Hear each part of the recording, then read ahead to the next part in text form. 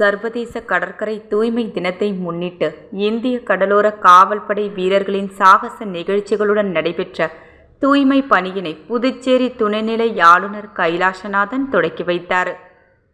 சர்வதேச கடற்கரை தூய்மை தினத்தை ஒட்டி இந்திய கடலோர காவல்படை சார்பில் கடற்கரை தூய்மை பணி காந்தி சிலை அருகில் இன்று நடைபெற்றது. இதில் கலந்து கொண்ட துணைநிலை ஆளுநர் கைலாசநாதன் தூய்மை பணியை கொடியசைத்து தொடக்கி வைத்தார்.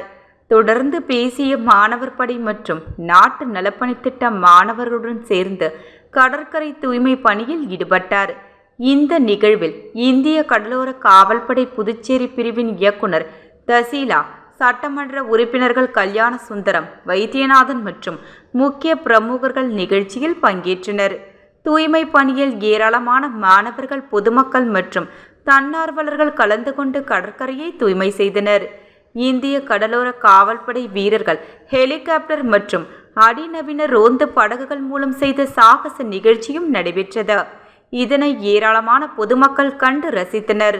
தொடர்ந்து தூய்மை பணியில் கலந்து கொண்டவர்களுக்கு சான்றிதழ்களையும் துணைநிலை ஆளுநர் அவர்கள் வழங்கினார்.